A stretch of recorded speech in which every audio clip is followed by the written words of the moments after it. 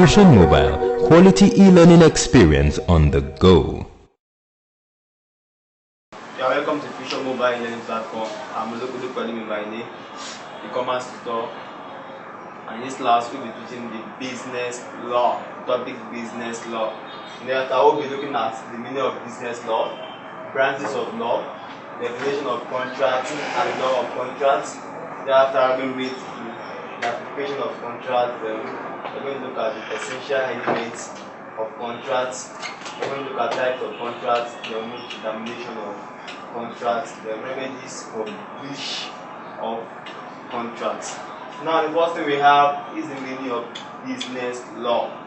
So business law actually deals with what set of rules and regulations that guide the business activities. So there are set of rules and regulations that are used to guide the parties that are involved in business activities so as to conduct their activities. So the next thing we have is the branches of law. Generally, law have different branches. So the first one we have branches of law. First one we have contracts or commercial law. Thereafter we have law of tort.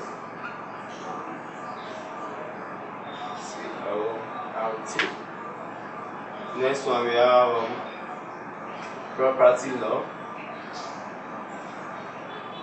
And next we have inheritance law or succession law. Thereafter we have family law, and we have corporate law. So these are the major branches of law. So the first one we have the contract or commercial law.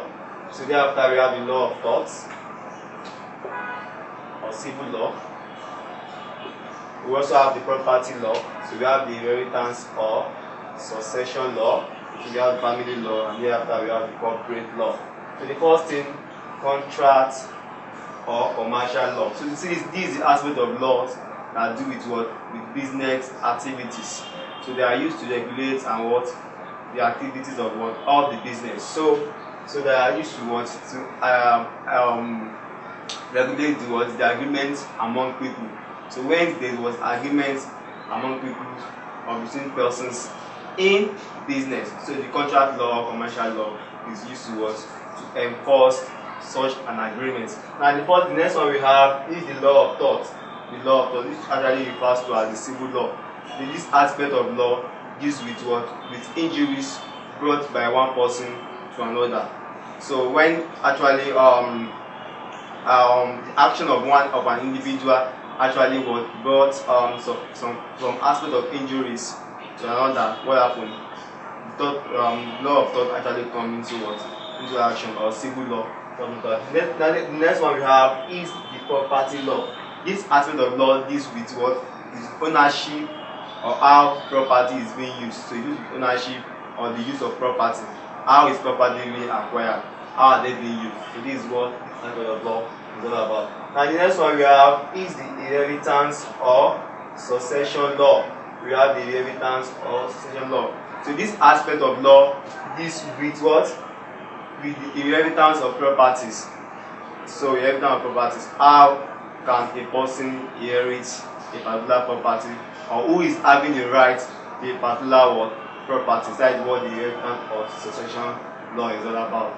So the next one we have is the family law. So actually this type of law deals with one aspect of family life. It deals with law of adoption. How can a child be adopted? This law of marriage. This law of relationship between the father and the mother, and between the children. That is something like that. So that is what the family law is all about. So this is with all those aspects of family, all those matters that actually related with the families. That's what the family law is all about. And then we have the corporate law. The corporate law. So this deals with what? With businesses and stockholders. It deals with how business is being incorporated, how okay, the objective of a business, how the business should be what? Should conduct itself as regards to what? Its customers. So that is what the corporate law is all about. Now the next thing we have is the definition of contracts and law of contracts. So we're going to look at the law of contracts. That is what we are moving to now. The contracts and law of contracts. So what is the contract generally? What do you mean by a contract? Generally, a contract is an agreement between persons, between two or more persons, that will be enforced by the law. That will be enforced by the law, or that have a legal backing. So any form of agreement with a person, they have a legal backing, becomes a contract. So whenever two or more persons come together to have a business agreement, and such a business agreement is having the backing of the law, or such an agreement is being written down in a seal, and the law is backing such an agreement. What happens? Such an agreement becomes a contract. It becomes a contract. So any agreement between person that is bounded by law, so what happens? So the contract, such an agreement is referred to a contract. So the next thing we have is the classification of contract. Generally, we have two classifications of contracts.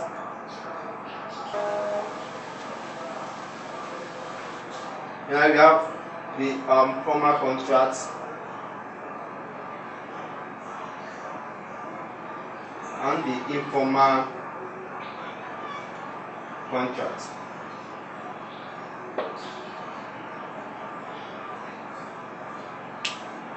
The formal contract actually is also valid.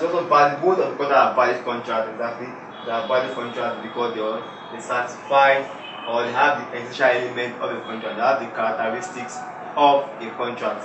Of a valid contract, they have the characteristics of a valid contract. But what differentiates between the formal contract and the informal contract is that in the formal contract, the parties to the agreement are having their terms and the agreement written down. So they are written down on the seal, you understand, and they have legal backing. They have the legal backing. So that is what differentiates the formal contract from the informal contract. And also in the informal contract, although it's having the essential characteristic of a valid contract, but this type of contract is not usually written down by the parties involved. So what happened? This form of contract will be very difficult to execute. It will be very difficult to execute because they are not written down. While the formal contract are written down, that is what happened. The agreement between the party is expressly written down. Well, this means that the terms of the contract, the agreement between the parties are written down. So which are the guiding principles to parties in the contract? So you feel like guiding parties in the contract. So that is what actually these are the major classification of contracts we have. That is the formal contract and the informal contract. Now the next thing we have is the essential element of contracts. Essential elements of contract. I will look at different essential elements that a contract must have. There are some elements that contract. There are some characteristics in which an agreement must have for it to become a contract. The first thing we have is elements. The first thing we have is offer and unqualified acceptance. There must be an offer. Number two, there must be an intention. To create legal relation among parties. Number three, that there must be valuable consideration.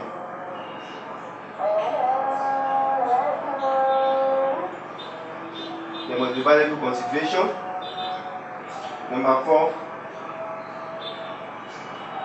terms of the contract. Terms of the contract must be stated.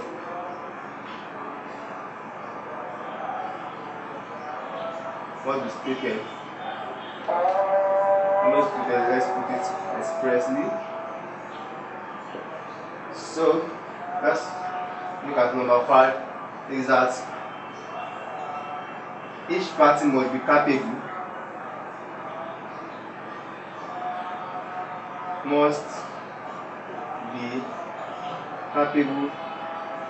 in entry into what?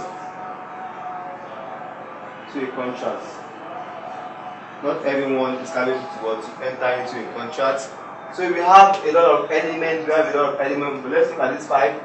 One, the first one we have is the what? Offer and unqualified acceptance. So what are these important element of contract? So for a contract to what happen, there must be what? There must be offer, and also there must also be what? Acceptance. So there must be acceptance. So the person has to what? The other party must accept what? The offer. One party will have to offer what? And you know what the other party have to what? Accept the word agreement. When we're talking about offering in the contract, this means the proposed when one party of the agreement actually propose terms of the agreement to another. So it is the responsibility of other parties to accept or to reject such terms. So offer just represents terms of the agreement. So it involves one party in the contract to expressly propose the terms of the contracts to other parties. So it means the person, the offering, gradually calling the other party to come into a contractual agreement with him. So the next one we have is the unqualified acceptance. So that means the other parties in which the terms is being proposed to accept. So when the other party accepts, what happens? The contract has been created. So and if it's if there is termination of an offer can be easily terminated if the other party in which the term is being proposed to actually refused to accept an offer, such an offer. And again, what happens is that there is counter offer, or the time lapse. Then when the offer can be terminated. And again, is that it is the responsibility of the other parties to accept such an offer. So once it has been accepted, what happens? The contract has been created, and if it is rejected, what happens? So there is no legal agreement among the parties or between the parties. Now the next second one we have is intention to create legal relation. That is, it means all parties involved in the contract must really know that they are entering into a legal agreement, into a legal relations. They must have the intention that for we entering into this agreement, what happens? We are entering into a legal agreement or into a legal relation. So they must do that intention to create legal relations among parties. Now the next one is that there must be valuable consideration. Wow, there must be valuable consideration in a contract. That means each party must have what to contribute to the contract. Like they must have what to contribute in the contract. They must have some certain amount of value to distribute among among one another. So there must be valuable consideration. Consideration is not necessarily be in money, not necessarily, it might be in form of knowledge, it might be in form of so there must be some kind of contribution to be provided by each party in the contract. So there must be valuable contribution.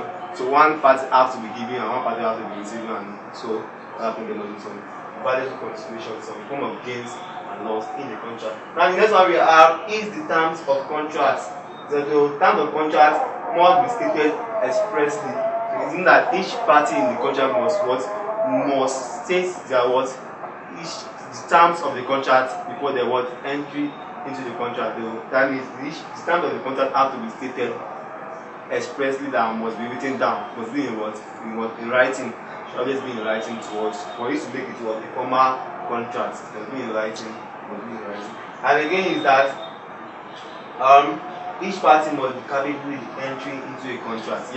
Each party in the contract must have the capacity to go into a contract. So maybe not everybody that have the capacity to go into a contract, like a minor, someone that is less than 18 years is a minor in the place of the law, and that person does not have the capacity to go into a contract. And we also have someone that is insane, for instance, they are not going into a legal agreement with another person. So what happens? That person must be capable. So all parties in the contract must be capable to make such a contract to be enforceable by law. So all parties more be what? More be capable in entry into the contract. And again, for a contract to be valid again is that one element is that all of the party must not be forced into the contract. So there must not be any form of what? Duress and misrepresentation. So each part, one of the parties in the contract must not be misrepresented. As in the contract, there shouldn't be any form of what? False terms or false expression to the other party. So there must not be any form of misrepresentation, or there must not be any form of what? Duress, any form of violation forced into the contract, some form of influences. You understand? What enforcing the person into the contract must not be what? Must not occur in the contract for it to become what? A valid contract. So these are the elements of a valid contract. So if all of these elements are there, what happens? A contract become valid. The contract become valid. Now the next thing we have is the types of contracts. So we have types of contracts. So we will be looking at different types of contracts. So we have valid contracts, we have the void contracts, we have the unenforceable contracts, we have the illegal contracts, written contracts, expressed contracts, implied contracts, bilateral contracts, unilateral contracts, oral contracts. We also have the executed contract and executory contracts. So the first thing we have the valid contract. Wow. The valid contract. So the valid contract are this contract that has what? Essential element of a contract. So this type of contract are usually what? They are having legal backing, and they are usually what? Enforceable by law. So they have the legal backing, actually what enforced by law. So they have the essential element of a valid contract, of a valid contract. So that means those elements will be listed under the what? Under the essential element of contract. They have the characteristics. So they are usually what? Enforced by law. Such an agreement in a contract are usually enforced by law. So any of the contracts that have the essential element of a contract are called valid contracts, and they are enforceable by law. So that's the point. Now the void contract. These are contracts that does not have the word essential element of a contract, and this type of contract, this category of contract, are not usually what? Enforceable by law. In fact, they are not contract at all. So in the recent, they are not contract at all. So any form of contract without being enforceable by law is not what? It's not a contract. You can call it a void contract. You can call it a merely what? Agreement. So this category of contract is not what? Enforceable by the law. Now the next one we have is the unenforceable contract. Wow, that is in itself. These are contracts in which does not have the word legal backing. That is, they are not enforced by the law. They are not enforced by the law. So they may be formed for an illegal purposes. So you that the law will not enforce them, or will not back such a contract, or maybe if such a contract is not what? It's just being merely agreement between parties. So what happened? So if such a contract is not being written down by the parties, so such a contract will not be enforceable by the law. So any contract which is not enforceable by the law, they are unenforceable contracts. And those that do not have the necessary characteristics of a contract is what is called a void contract. Now the next one is the word illegal contract. Illegal contract. These are contracts that are what formed for an illegal purposes. So any form of agreement and it's formed for illegal purposes, it was an illegal contract, and was indirectly such a contract will not be enforced by the law. So they are called illegal contracts. So they are formed for illegal purposes. So any form of contract that is formed to produce contraband goods, so the contract is not a legal contract. It's not a legal contract. Now the next one we have is a written contract. We have written contract. These are contracts that are written down. So that is, each parties in the agreement expressly write the terms of the agreement down. So they write it down in a document. And so the contract are usually enforced by law. So they are usually enforced by law, but they are contract by seal, they are contract by deed also. So So they are what enforced by law, contract by deed.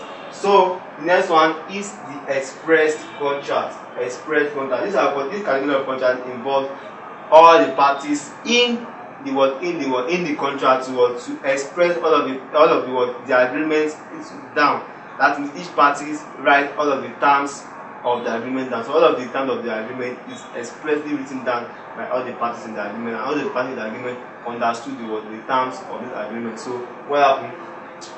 This category of contracts, all of the agreement or terms of the contract is expressly stated by the parties involved in the agreement or in the contract. Now the next one we have is the implied contract. Wow, this type of contract actually occur through any form of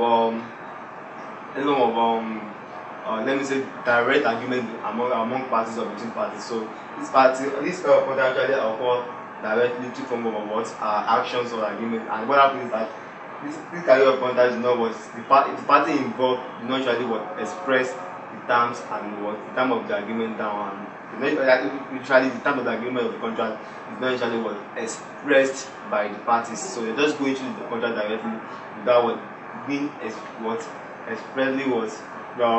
expressing the terms of the contract.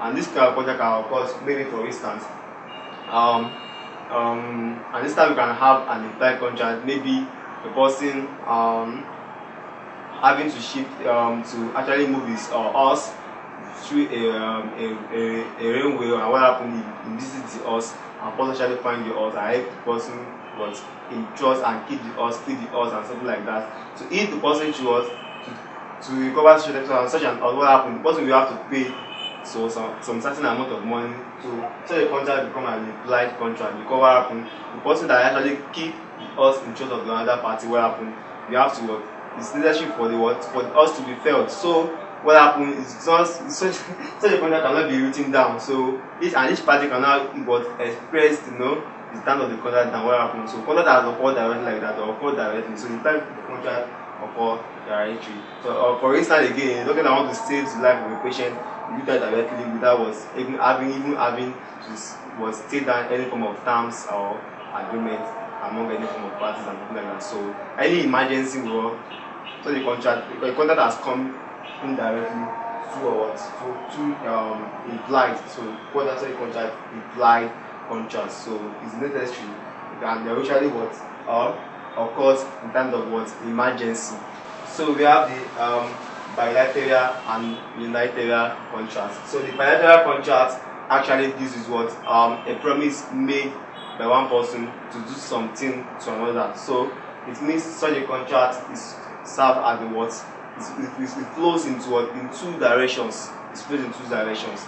By one person promise to do something to another.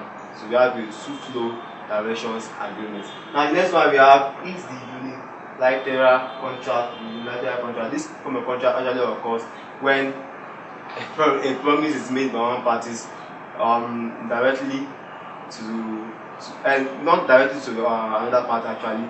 What happens? The promise is made if a certain form of performances is made, a certain form of action is being carried out. So what happened? So the contract is a unilateral contract. So this form of contract usually was a one flow direction contract. For instance, an example of a unilateral contract is when a person actually promises anybody that help he or she to found his house or her house in television. What happens? So the contract is a unilateral one because so the contract is with one flow directions. So there is no exchange of agreements between parties. So it's just like a one flow promise.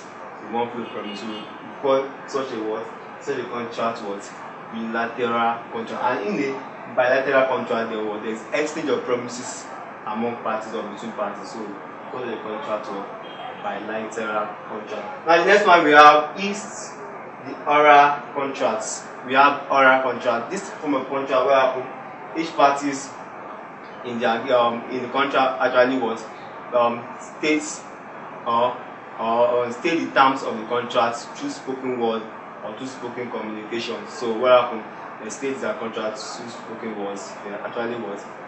So such a contract, such the terms is not being written down, but it's usually expressed through spoken word by parties in the contract.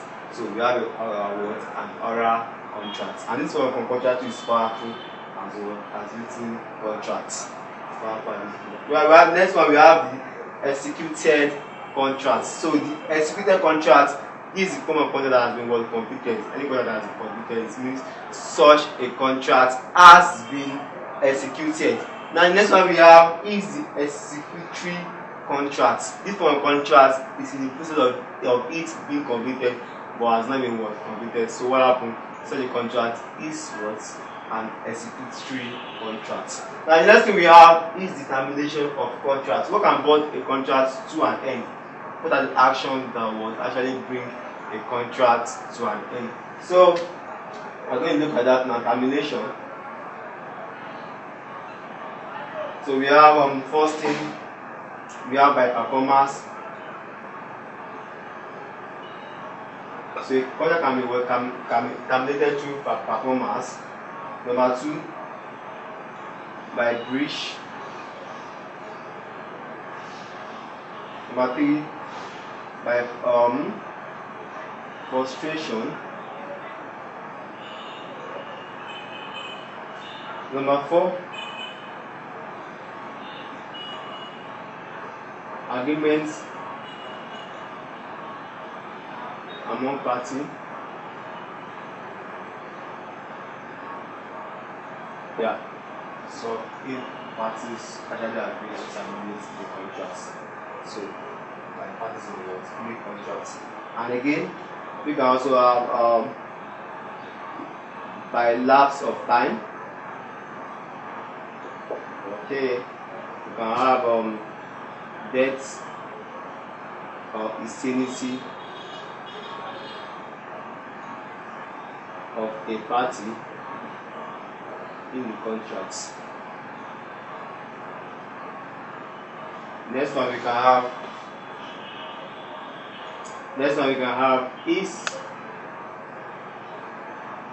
we have lapse of time, death or insanity of a party in the contracts.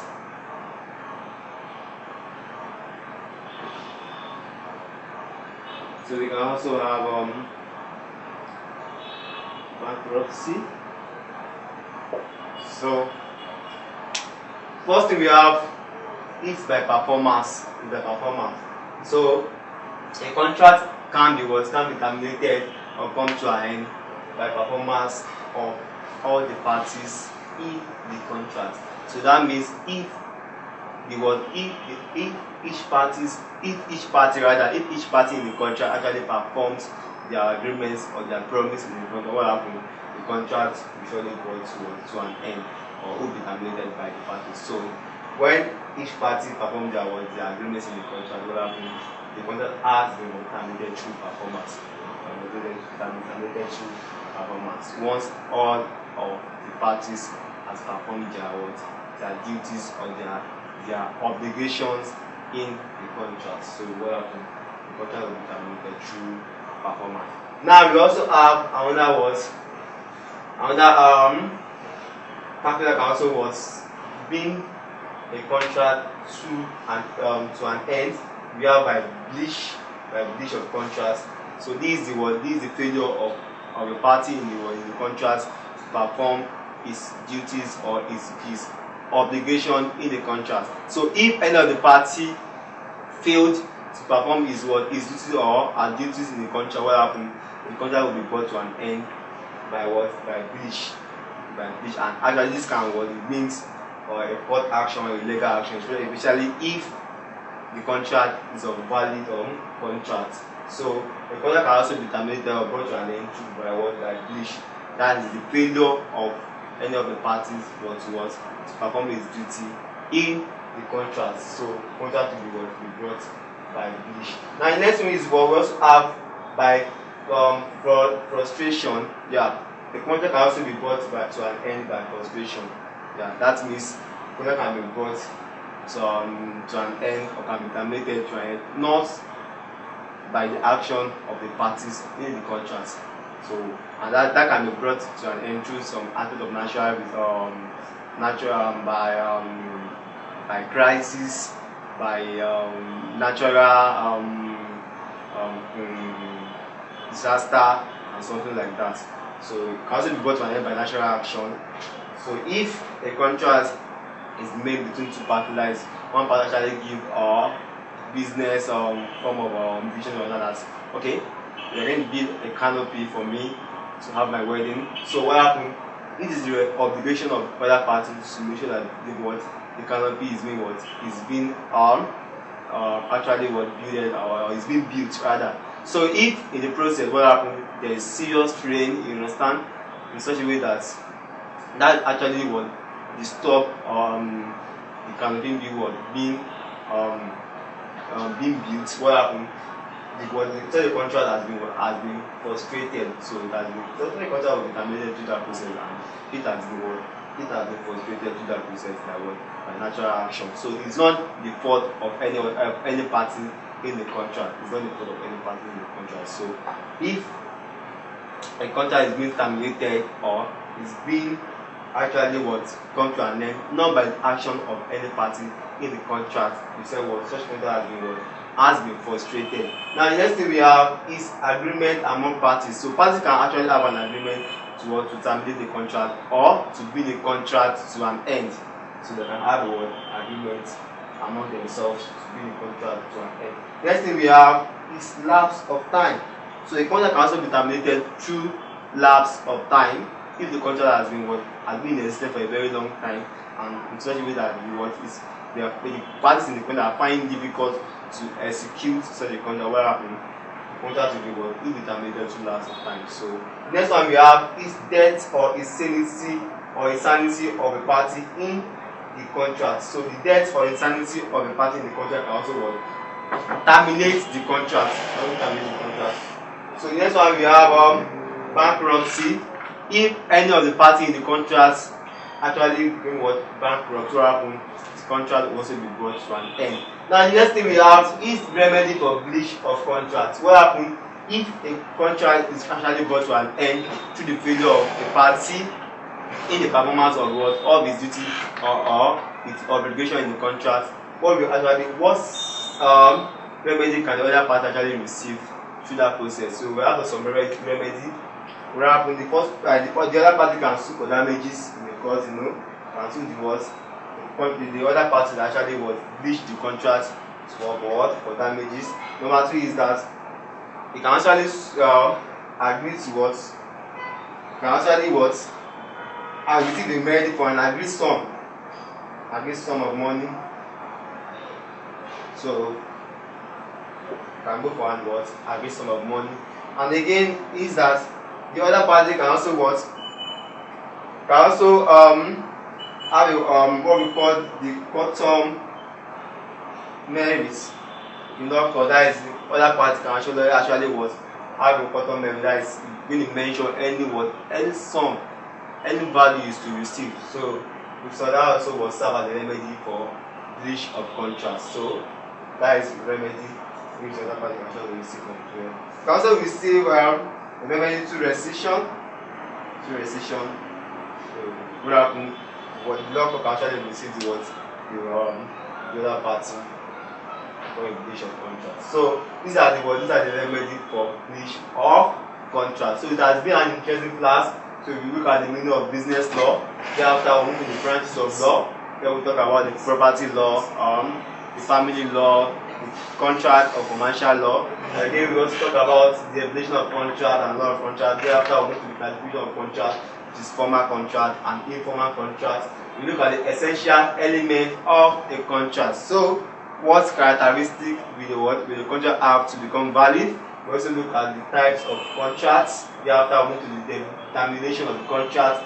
What are the actions that can bring a contract to an end? So we talk about performance by breach, we talk about by frustration, agreement among parties, we talk about lapse of time, death or insanity of a party in the contract. We also talk about the bankruptcy. Thereafter we move To remedies for breach of contract, we will look at damages that the other party can sue for damages. For an agreed sum of money, talk about the cotton merit, and also look at the what? Rescission. Now, if you are having any confusion as regard to this topic, or you want to know more about the topic, do well to replay the video, and some exercises will be displayed on the screen. Please make sure you attend such questions. Thank you.